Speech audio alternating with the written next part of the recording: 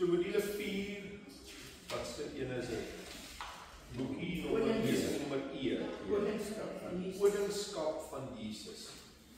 So, julle weet nou eintlik waarvan dit gaan oor die koning van die koninkryk module 4 en ons het nou al alles oor die koning, die eenheid van God, alles is die regterhand en nou gaan ons kyk na die koningskap van Jesus, want as hy die koning van die koninkryk is, dan moet hy tog 'n koning wees. So nou kyk ons na die koningskap van Jesus.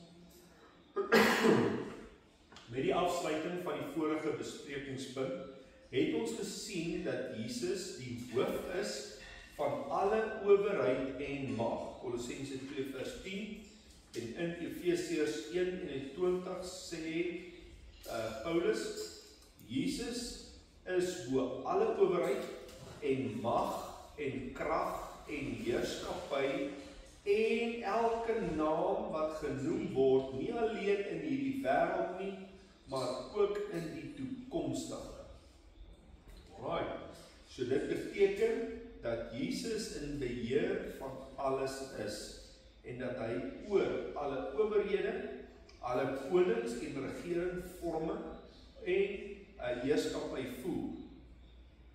Psalm 103 vers 19 staan, die Here het sy troon in die hemel gevestig en sy koninkryk heers oor alles. As God se koninkryk dan oor alles heers, beteken dit dat God nie net ons God is nie, maar dat hy ook ons koning is. Nadat God Israel finaal uit Egipte verlos het, sing Miriam en die volk 'n loflied tot eer van God wat uitbreek in 'n klimaks met die woorde. Eksodus 15 vers 18. Die Here sal regeer vir ewig en altoos. Ons sien dus dat God se koninkryk 'n ewige koninkryk is en in Psalm 145 vers 10 tot 13 besing Dawid dit as volg. Al u werke loof u, o Here, en die gunsgenote prys u. Hulle maak melding van die heerlikheid van u koninkryk en spreek van u mag, om aan die mensekinders sy magtige dade bekend te maak en die glansryke heerlikheid van sy koninkryk. U koninkryk is 'n koninkryk van alle eeue en die heerskappy duur deur alle geslagte. So, vir die inleiding is dit nou al klomp verse wat God se koninkryk bevestig. Die koninkryk van Jesus Christus. Ja, jy kan sit hierso. Ja, hou maar. Dis 'n nakkebaring.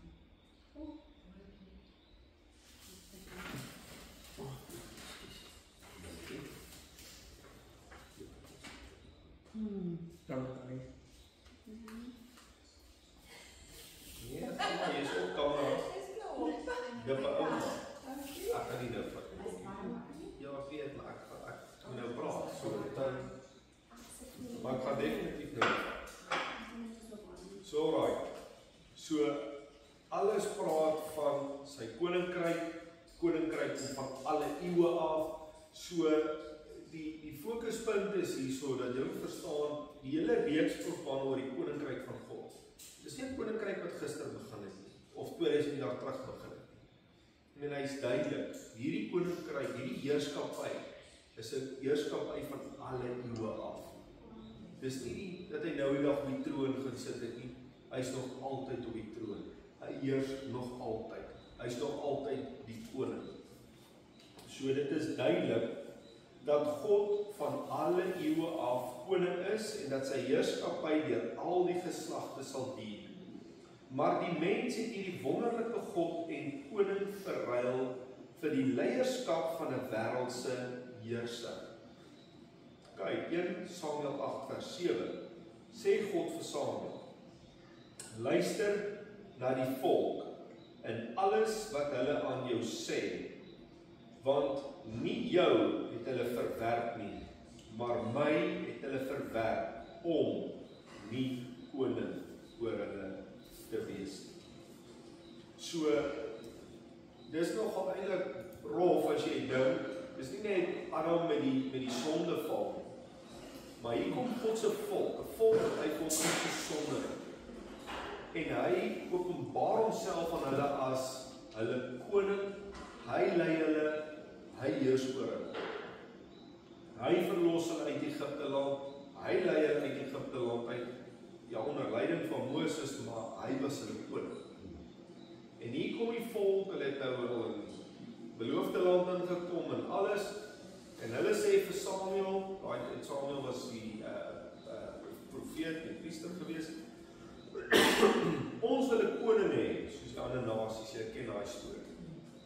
En hier sê God, hulle het nie jou verwerp nie, hulle het my verwerp, koning oor hulle gewees. En ek meen, dit is nogal sleg. En ek meen, julle weet nou, hoe God het in elk geval laat uitwerk het in sy plan. Maar toe Saul die eerste koning van Israel. So dit was nie net Adam wat God se heerskappy in Eden verwerp het nie, maar Israel verwerp ook God se koningskap in hulle begeerte om 'n wêreldse koning te hê. 1 Samuel 10:19 sê Samuel vir Israel, maar julle verwerp vandag julle God, want julle het uit al julle onheile en wat julle uit al julle onheile en dode verlos het, en sê, nee, maar jy moet 'n koning oor ons aanstel.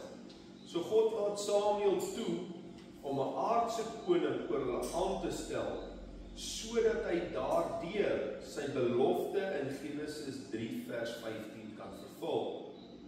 Daar moet 'n tweede Adam kom, uit die saad van die vrou, wat die sonde van die mens weer kon wegneem, nadat hy oor die Satan en al sy werke getriomfeer het. So God het reg van die begin af hierdie verlossingsplan uitgewerk gehad, wat in Jesaja 35 vers 4 tot 6 staan, sê aan die wat vervaard is van hart, wees sterk, wees nie bevrees nie, kyk, julle God kom met wraak, met goddelike vergelding. Hy self sal kom en julle verlos. Dan sal, wanneer hy self gekom het, die oë van die blindes geopen en die ore van die dowes ontsluit word. Dan sal die lamme spring soos 'n takbok en die tong van die stomme sal jubel, want in die woestyn breek waters uit en strome in die wildernis. So, dit is 'n kwaai skrif hierso, want eerstens bevestig dit Jesus se godheid, want hy sê hierso in die Jesaja, sê aan die wat vervaard is van hart, wees nie bevrees. Kyk, julle God kom. God kom om julle te verlos, en ek dink Tannie het dit al vroeër genoem, wat Tannie sê, ja, maar mense sê, ja, hy kom nie self, hy het die seun gestuur. Ja, of wat sê, hoe kan 'n pa dit aan sy seun doen? Ja. Of sulke goed is, hoe kan 'n pa 'n liefdevolle God kan op sy seun gebruik. En hierdie skrif is uitdruklik, God gaan self kom. Hy gaan self kom en verlos. En dan sê hy, hoe gaan jy dit weet wat hy gekom het? Die oë van blindes is geopen, die ore van dowes word ontsluit, die lamme spring soos 'n takbok, die tong van die stomme sal jubel, want in die woestyn breek waters uit en strome in die wildernis. En wat sê die Here Jesus vir Johannes die Doper, toe hy sy disippels na Jesus toe stuur en hom sê, is u die Messias, of moet ons 'n ander een verwag? En jy onthou wat was Jesus se woorde aan daai disippels van Johannes?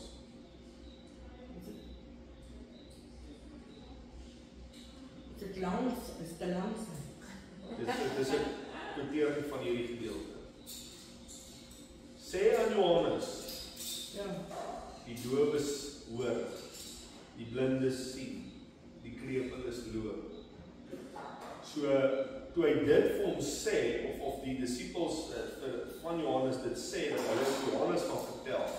Jy weet Johannes, hy praat van hierdie vers, die vervulling van hierdie vers. Hy weet toe, dit is God wat self kom. Dis die Messias, dis die verlossing. So ons het reeds gesien, dat Jesus hierdie skrif aanhaal, maar hier sal staan het som. Ek het dit nie voor die tyd geoefen nie, hoor. Dit is die Heilige Gees. Aanhaal toe Johannes die doper in die gevangenis was en 2 van sy disippels na Jesus gestuur het, om uit te vind of hy die Messias is en of Israel 'n ander verlosser moet verwag. By implikasie beteken dit dat God uit sy geslagslyn van die aardse koninkryk, wat die mense wou hê, ook die Messias as koning sou stuur, en ons sien dat al hierdie dinge in Jesus se lewe in vervulling kom. Wat ook interessant is, ek meen, ons het al hoeveel keer gepraat hoe amazing is die woord, hoe akkuraat is die woord. Ek meen, as jy hierso in die evangelieboeke na die geslagregister staan, baie mense skiet dit en hulle stel nie veel belang daaraan. Maar gaan lees. As jy kan hom volg van Dawid af. Ek meen van die koningskap af, reguit deur tot by Josef. Ja, Josef was Jesus se aardse vader, maar ek meen hy was die vaderskap, hy is nie met die geslagslyn gedra. So baie interessant. Hoe akkuraat, want hy sien net die koning van die wêreld. Hy kom ook eintlik as Israel se koning, want ek meen hy kom met die koninklike geslagslyn. En hulle sien so dubbel bevestiging daar. In Sagaria 9 vers 9 beloof God dat hierdie verlosser koning sou kom. Verheug jou grootliks, o dogter van Sion. Juig, o dogter van Jerusalem. Kyk, jou koning kom na jou, regverdig en 'n oorwinnaar. Ek het hierdie nou die dag gelees in Bybelstudie. Hy oorwinnaar is hy, nederig, hy ry op 'n esel, op 'n jong esel, die vel van 'n eselin. Dis Sagaria wat dit skryf. Dit is al 'n paar jaar terug, toe hy geleef het. Nou wie in die Bybel het so ingebom? Op 'n esel. Ja, en ek meen baie spesifiek, nie net enigiets. 'n Jong esel, die vel van 'n eselin. 100% beskrywing. Hier kom Jesus Jerusalem in. Julle weet, is dit wat palmsondag? Palmtakke. Ja. En hier skree hulle Hosanna. Hosanna vir die een wat kom. Met ander woorde, hier kom die koning, hier vervul hy daai skrif 100% en hulle sien dit, die Joodse leiers vooruit. So amazing, ja. Alright, hulle sê, kom ons lees vir Matteus 21 vers 5. Het iemand 'n Bybel vir ons te lees, dat ek 'n slukkie koffie vind. Matteus wat? Matteus 21 vers 1 tot 5.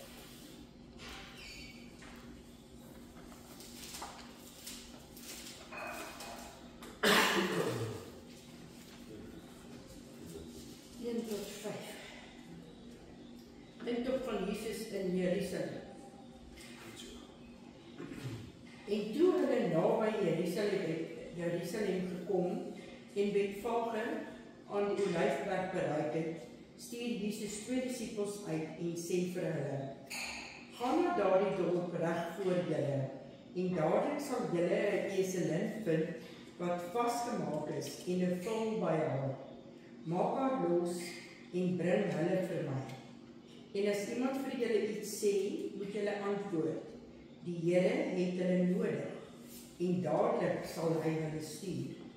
En dit het alles gebeur, sodat vervul sou word die woord wat deur die profeet gespreek is. Sê vir die dogter van Sion: Kyk, jou koning kom na jou toe, sagmoedig, en hy sit op 'n esel, ja, 'n jong esel, die vel van 'n pakdier. Hierdie vers van Sagaria 9 vers 9 is direk vervul. Julle kan sê, julle kan sien, dit is amper woord vir woord dieselfde. So dis amazing, en ek meen, dink bietjie, hoe kan mense twyfel in Jesus Christus se heerskap, hy is groot, hy is Godheid. Ek meen, jy kan nie sê, jy weet, stap Brits toe, dan Markielaan, daar gaan 'n Ferrari staan met 'n spedel in. Klim hom brokkie. Julle verstaan, maar hy weet waar staan die esel. Hy weet presies alles. En dink jy, dit is nie eers dat toe hulle die esel nou vat, dat die eienaar of wie ook al staan sê, julle steel my donkie. Sê net vir hy, die koning het hom nodig, die Messias het hom nodig. En ek weet, daai ou so, hy weet klaar. So die gees van die Here of die engel van die Here klaar daai ou of daai persoon verskyn en sê, weet jy wat, kry dit reg, kry dit in plek, ek kom dit haal. Ja. So, dit is net vir my. Ja. En dis so asof die Here met so baie dinge, die Here, hoe kan ek sê, hy sê dit weer, hy sê dit 2 keer. Jy weet, so, dit is nie net 'n kwessie van, jy weet, dat dit 1 keer gesê is nie, en dit wat in die Ou Testament geskryf is, ek bedoel, vervul die Here met, in die Nuwe Testament, nie, en jy kan dit net sien, so dis as... Het is interessant, ons pastoor Henry het ons vertel van een of ander persoon, mense praat baie van die woord, ok, dit is toevallig. Toe sê hy, ja, dit is heeltemal toevallig. Dis hoe die Here werk. Ja. Dis nie toevallig nie, toevallig. Ja, dis wonderlik. Ewe skielik is dit vir jou net duidelik. Net so. Alright. So dit is opmerklik dat Israel ook by hierdie geleentheid vir 'n tweede keer die koningskap van God verwerp. Matteus 21 vers 10 sê, en toe hy Jerusalem inkom, het die hele stad in opskudding geraak en gesê, wie is hierdie man? Selfs na al die wonderwerke en na al die liefde, selfs na al die kere waar Jesus sy identiteit aan die volk bekend gemaak het, kon en wou Israel steeds nie erken dat Jesus hulle koning is nie. Die feit dat hulle in die bogenoemde teks vra, wie is hierdie man, dui daarop dat hulle nie kon insien dat Jesus die koning is, wat op die esel sou ry, soos die profeet Sagaria dit geprofeteer het nie. Nog interessant, wat het op Jesus se kruis gestaan? Koning van die Jode. Koning van die Jode. En daar het hom weer verwerp, want toe sê daai owerstes daarso vir Pilatus, jy kan dit nie skryf nie.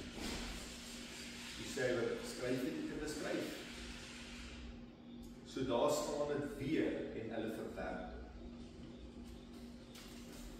So hierdie onkunde van die mens noop Jesus om die vraag in Matteus 16, 13 en vers 13 tot 14 aan sy disippels gestel. En toe Jesus in die streke van Caesarea Philippi kom, vra hy sy disippels en sê, wie sê die mense dat ek die seun van die mens is? Vra hulle die vraag. En hulle antwoord hom, sommige Johannes die Doper, sommige Elia, ander Jeremia of een van die profete. So, dis wat die mense sê. So, dit wys jou, alhoewel hy sy identiteit aan hulle bekend maak, hoewel hy al die profeseë vervul, woord vir woord, dit het nie sê. En ek weet, uit daai vraag uit, toe sê hy, vra hy sy disippels, en wie sê julle is ek? En ek dink toe antwoord Petrus, hy is die Christus. Uit hulle antwoord is dit duidelik dat die volk oor wie hy werklik was nie. Vir Jesus was hulle onkunde nie 'n verrassing nie, omdat Johannes 1 vers 11 die verklaring maak. En hy begin ons weer te sê, in die begin was die woord, en die woord was by God, en die woord was God. En dan kom hy so deur, en in vers 11 sê hy het na sy eiendom gekom, en sy eie mense, met ander woorde sy eie volk, die Jode, het hom nie aangeneem nie. Net interessant, net so side track, side note. Kan julle onthou wat sê vers 12 van Johannes 1? Ons sê dit ernstig behandel in 'n vroeër module, dit module 2.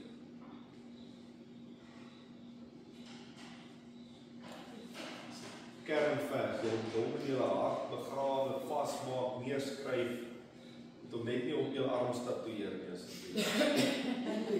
Dis te seker. Maar graveer hom in jou hart, daar staan, maar aan almal wat hom aangeneem het, aan hulle het hy mag gegee om kinders van God te word. Dan gaan hy verder om sê, nie uit die wil van die vlees of uit die wil van 'n man nie, maar uit God gebore. Dis 'n sleutelvers, want ek leer vers 11 sê hy eintlik sy volk het hom verwerp.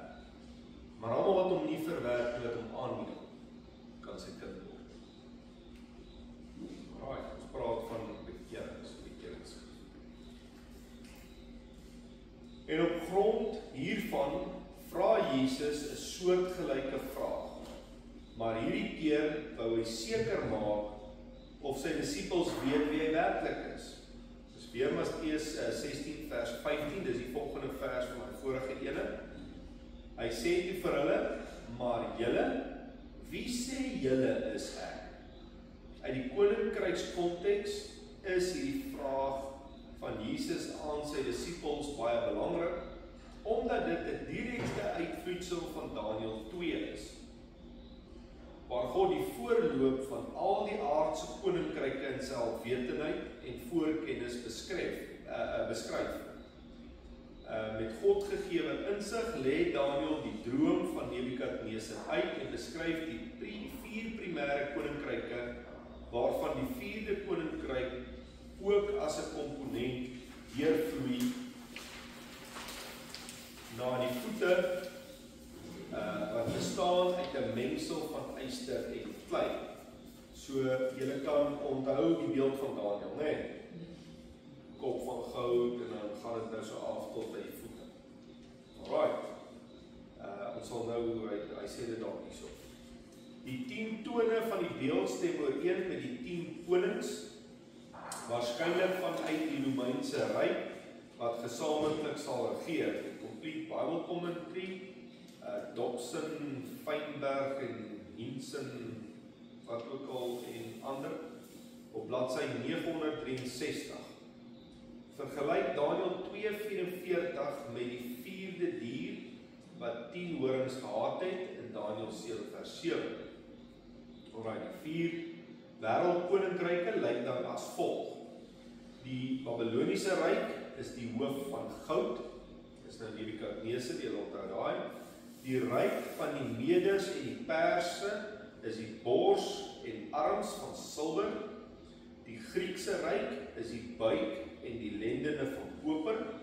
En dan die Romeinse ryk is die bene van yster. En dan kry die gemengde ryk is die voete van yster en klei.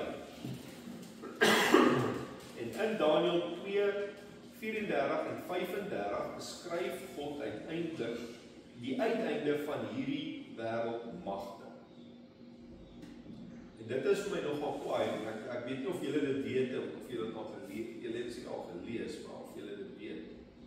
Want uit die beeld uit dan beskryf hy ons vir Nebukadnesar hierdie groot beeld. En dan sê hy die volgende: U het gekyk totdat daar sonder die toedoen van mense hande. So met ander woorde,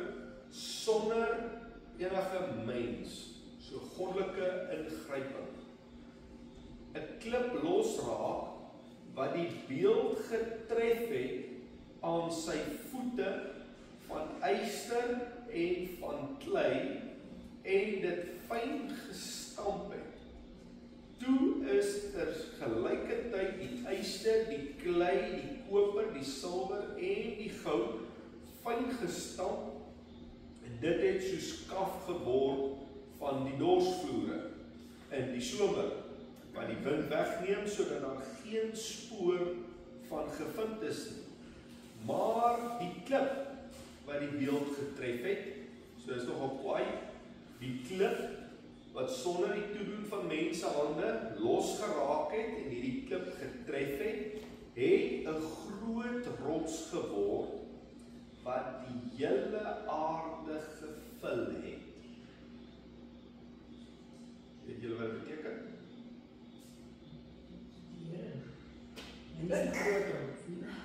Okay. Dit is 'n direkte verwysing na God se koninkryk. So God se koninkryk kom en hy tref die aardse koninkryke, met ander woorde, hy klee hulle uit, want ek meen nie een van daai koninkryke bestaan nie. Hulle is gone. Maar God se koninkryk wat hy op aarde kom vestig het uitgebrei. Ek weet julle weet, die disippels het uitgegaan. Hulle het nog mense gaan vertel en almal het uitgegaan. En so het hierdie evangelie van die koninkryk van God hierdie hele aarde gevul. En dit is nogal kwaai wat hy sê, dit het 'n groot rots geword. So ek meen, dis nie net in Suid-Afrika wat die evangelie van die koninkryk verkondig word nie, reg oor die wêreld. En dan sê hy dit het die hele aarde gevul en nogal interessant, ek dink as jy verder lees, dan sê hy en ek meen dit kan nie gestop word. Hierdie koninkryk sal vir jou wees. En ek meen as jy vat hoeveel keer die mense die Christen uitprobeer boor. Met daai tyd het die Jode onder leiding van Paulus afhanklik wat Saulus was, uitgegaan en hulle wou dit vernietig. Hulle sê hierdie mense moet gestop word.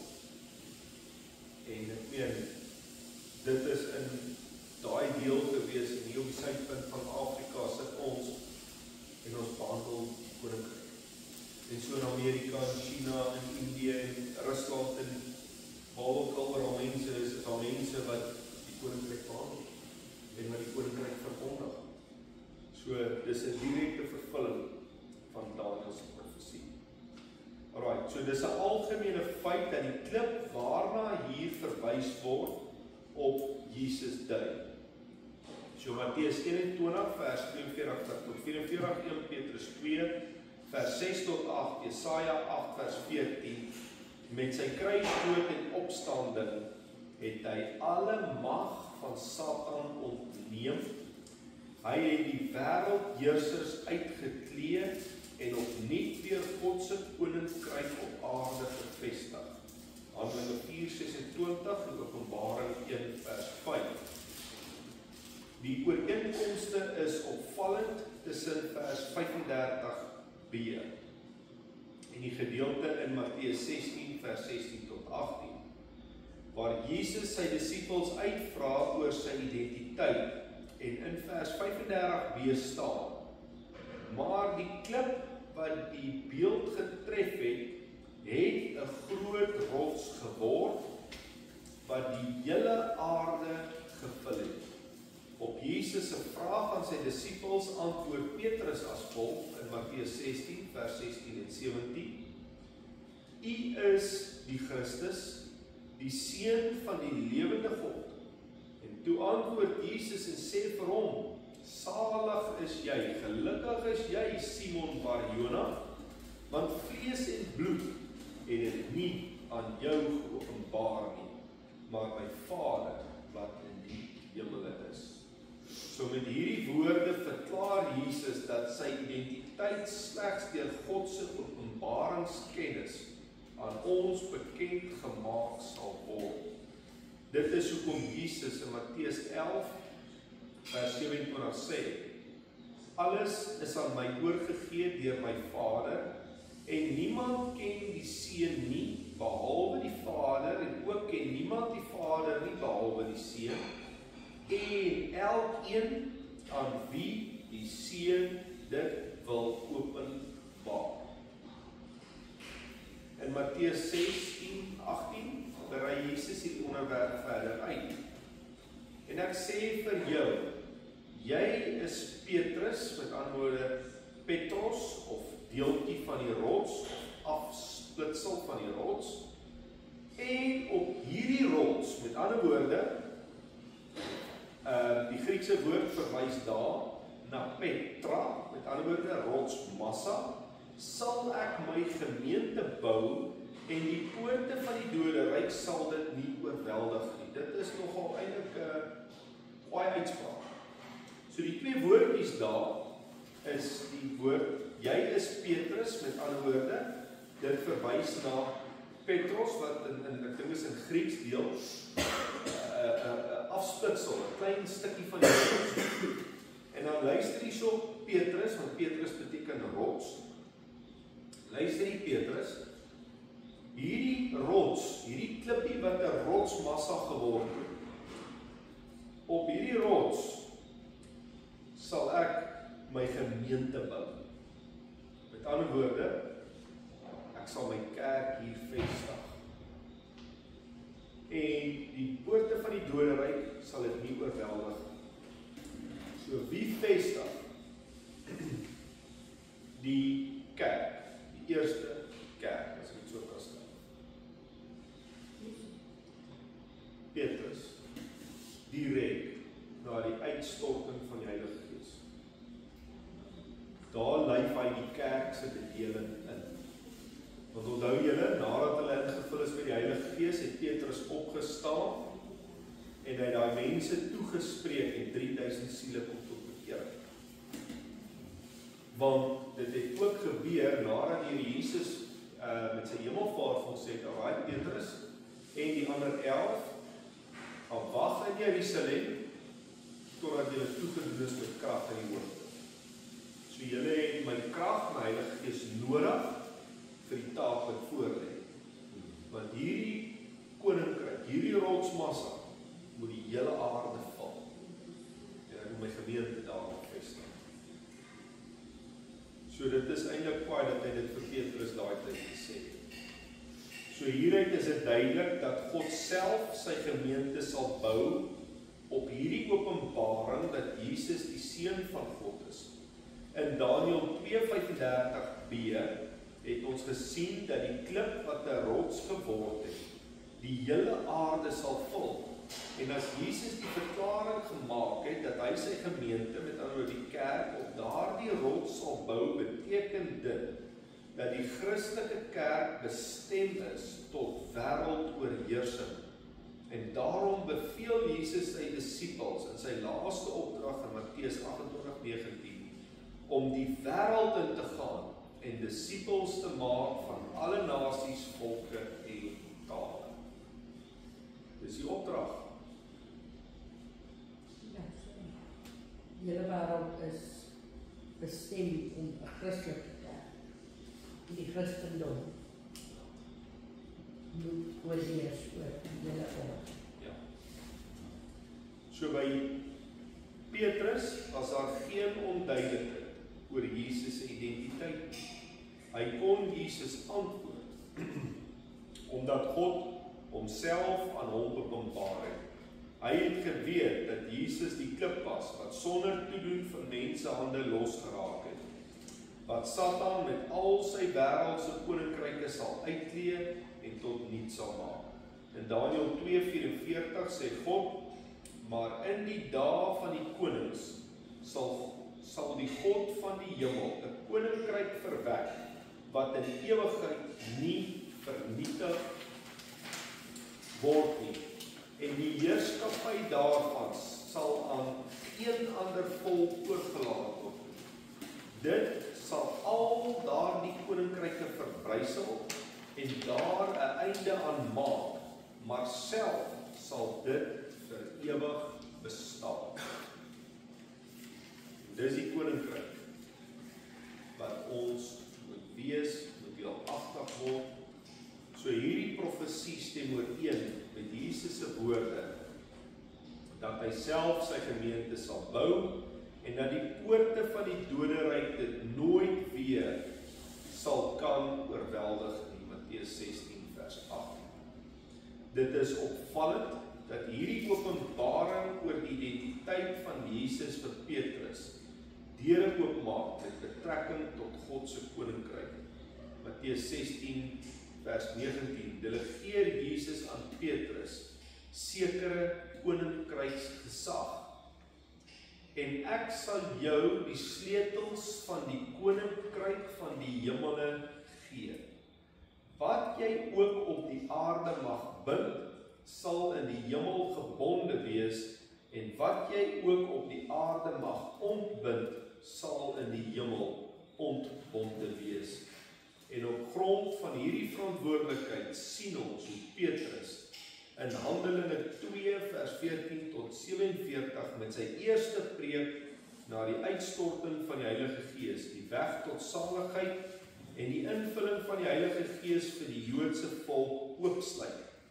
Daar is ook interessant om te sien dat alhoewel Petrus hoofsaaklik vir die Jode geroep is, dit ook hy was wat in Handelinge 10 die weg van God se koninkryk deur die bloed van Jesus vir die heidene dit oopsluit.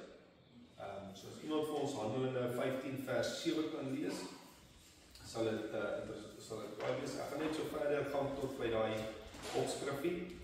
Openbaringskennis oor Jesus se identiteit het 'n koninkrykseffek. Daarom sal alle kennis oor God se koninkryk onvolledig wees sonder kennis oor die identiteit van die koning van die koninkryk. Dit is Cornelius. Is dit die gedeelte? Handelinge 15 vers 7. Jy kan dat maar.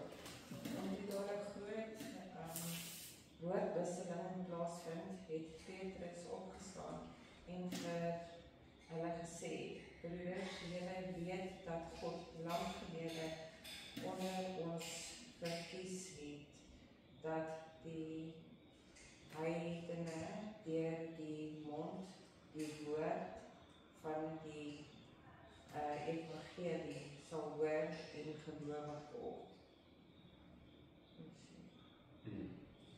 Alright, so wat daar gebeur is, ek dink dit is Cornelius, Petrus kry die droom aanvanklik van die laken wat sak met al die onrein diere.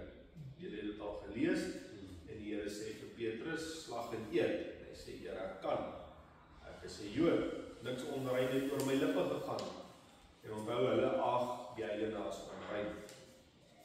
En so kom dit toe en Cornelius het weer gebid en alles, en die engel het nog verskyn en sê, gaan na, ek dink hy het gesê, gaan na Joppe, daar gaan jy 'n man vind, Petrus, en gaan haal hom, hy sal vir jou sê wat om te doen. En so kom Petrus toe, want ek meen die Here het ons nou voorberei deur daai droom. En hier kom hy aan en die Heilige Gees val op, dit is Cornelius. As jy daar 'n bietjie terugdraai, gaan jy die opskrifie sien. Ek dink dit is Cornelius. En ek meen die Heilige Gees val op hulle, en hy sê, alright, maar as hulle die Gees van God ontvang het, net soos ons, wie kan hulle dan die water beheer? Met ander woorde, hoe kan ek verhoed dat hulle gedoop word? En toe doop hy hulle. En toe kom Petrus terug, en toe vat hulle hom aan, en hulle sê, ja, maar wat was soek jy by die heidene? En toe gee hy sy verdediging, en dit is sy verdediging wat aan die volk gee. Staan julle? Julle kan my check.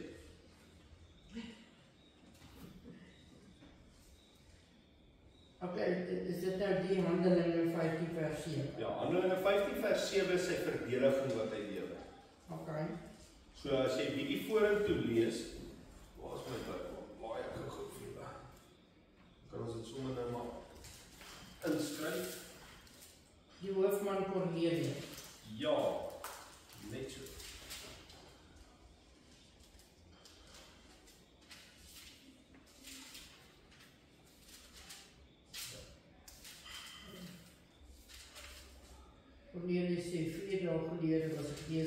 vas.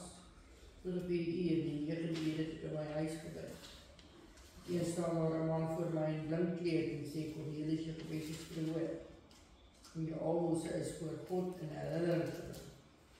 Ja. Stuur dan na Joppe en laat Simon haal wat ook Petrus genoem het. Hy vertoef in die huis van Simon, gedeerlooier by die see. As hy kom, sal hy met hom spreek. Ja, dis nou in hoofstuk 10. Ja. Alright. Ons kyk dit, ek nou nie veel van ons is vertel nie. Ja, Petrus verantwoord in 11 sê hy dan, en Petrus verantwoord hom voor die gemeente waarom hy Cornelius gedood. Kyk, ons het Handelinge 15 vers 7.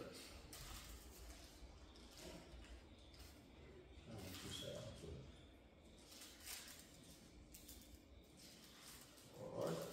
Maar is die verantwoording dalk nie nou vroeër net, ek kan nou misgis hierso.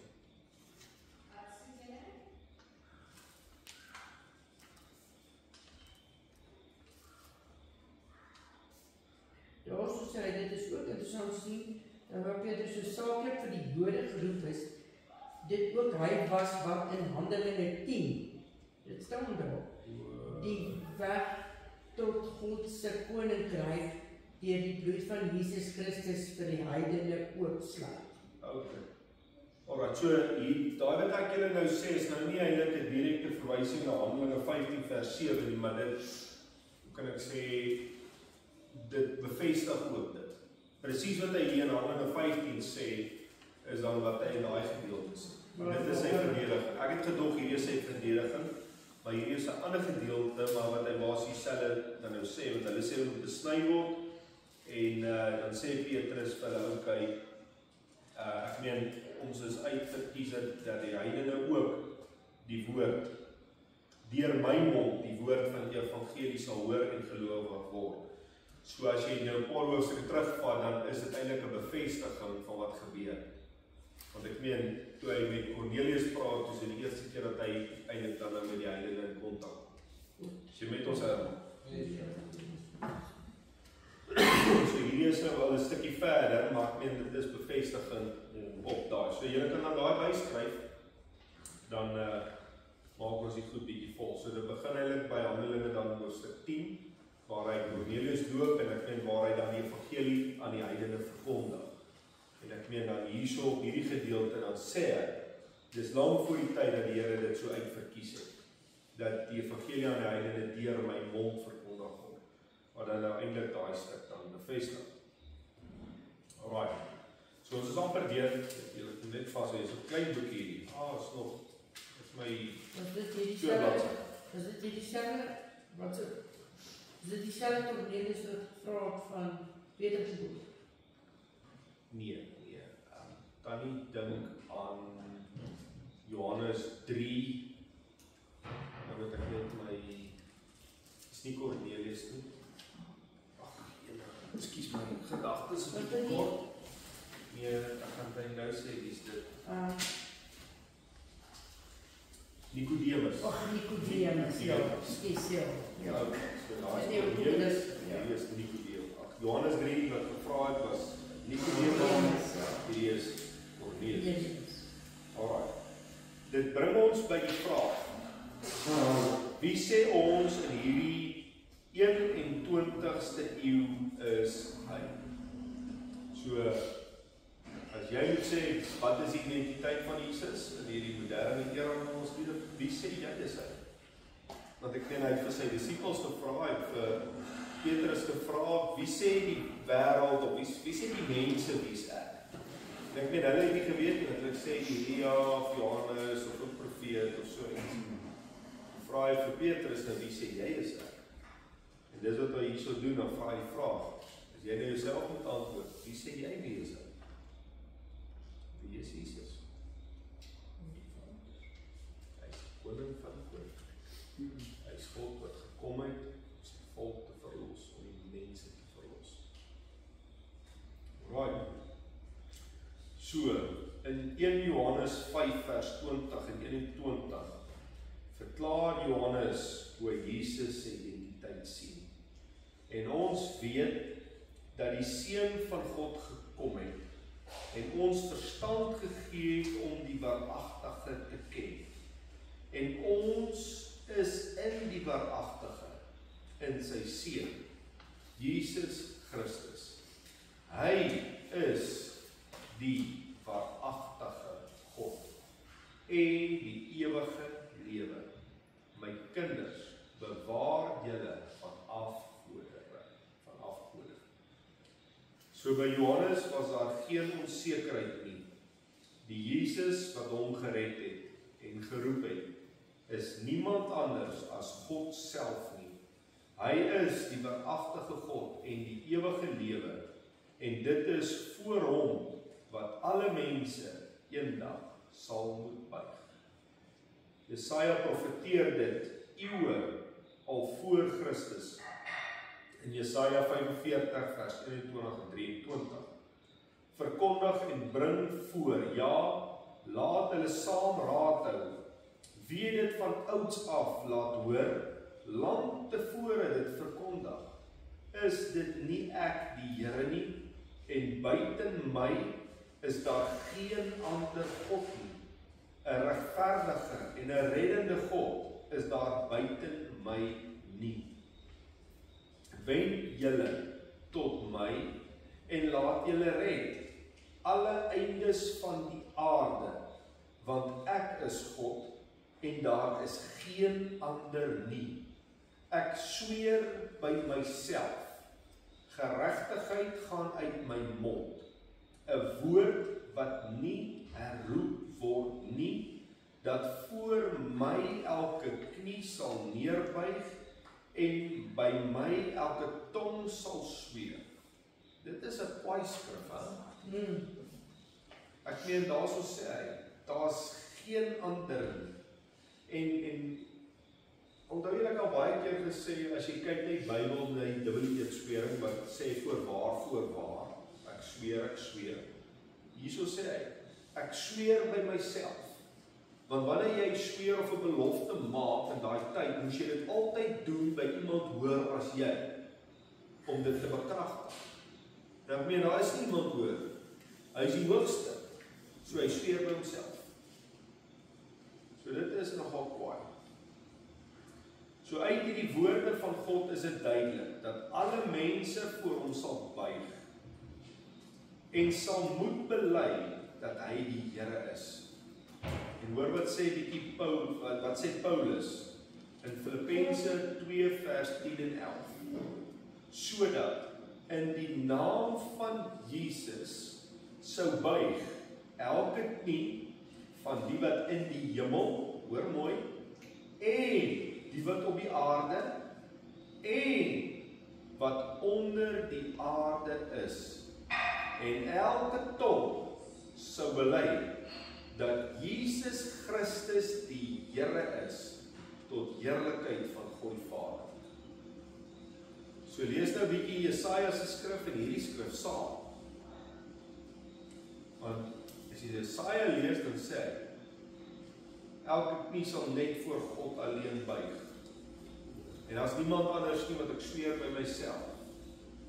Dan kom Paulus en skryf hy hierdie woorde, dat in die naam van Jesus sal elke knie buig, en nie net op die aarde nie, dis nie net op die aarde nie, sê, in die hemel, op die aarde, en onder die aarde, en elke tong sal bely. Dis nogal radikaal. Jesaja 44 vers 6 staan die volgende, so sê die Here, die koning van Israel, en sy verlosser, die Here van die leerskare, is nou Jesus. Ek is die eerste, en ek is die laaste, en buiten my is daar geen God nie. Dit is ook geen verrassing, as ons die laaste boek van die Bybel, dieselfde verklaring oor Jesus hoor nie. Wat die Openbaring maak self 'n verklaring oor Jesus. Openbaring 1 vers 11. Ek is die Alfa en die Omega, die eerste en die laaste. En skryf wat jy sien in 'n boek en stuur dit na die 7 gemeentes in Asië. So, kwaai vers. Jesus Christus is vir ewig God. As hy sê dat hy die eerste is, hoe kan ons hom slegs die tweede persoon in die Godheid maak? Paulus skryf van hom in Romeine 11:36, want uit hom en deur hom en tot hom is alle dinge. Syne is die heerlikheid tot in ewigheid. Amen. As alles uit hom en deur hom is dit ook duidelik dat hy die Skepper self is. Al het die wêreld hom gekruisig, maak dit geen verskil aan wie hy is nie. Die opskrif bo aan die kruis, en ons het hulle genoem vir ewig sê, hy, Jesus die Nazarene, die koning van die Jode. Johannes 19:19. So of die skrifgeleerdes en die fariseërs dit wou glo of nie, in vers 21, hy is en sal altyd oor alles wees, God lofwaardig tot in ewigheid. Romeine 9:5, en dit is hy van wie Handelinge 1 vers 10 en 11 sê, en toe hulle nog stip na die hemel kyk, terwyl hy weggaan, staan daar 2 manne in wit klere by hulle wat sê, Galileese manne, waarom staan en kyk julle na die hemel?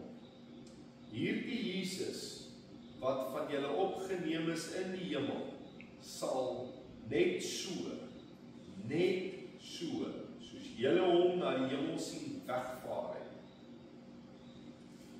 weer terugkom. So, Christus het ons nie as wese agtergelaat na sy hemelvaart.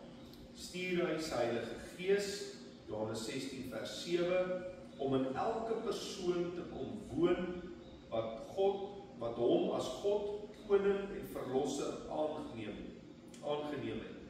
Handeling 1 vers 4, terwyl ons elke dag in afwagting uitsien en hoop op die dag van sy wederkoms. So interessant, ons het nou so rukkie terug ons gepraat oor hierdie hele wederkoms storieetjie. En hierso staan, soos wat hulle hom gesien opvaar het na die hemel, so gaan jy hom sien terugkom. So, as jy hom nie so gaan sien terugkom nie, dan moet jy op jou hoede wees, want dis wat die skrif sê. En daar's 'n ander skrif wat verder sê, elke oog sal hom sien. So dit is nie as iemand sê, hier kom kyk hierso, ons het hom gesien. Elke oog gaan hom sien, sê die skrif. Jy gaan hom sien, soos wat hy opgegaan het, so gaan hy terugkom.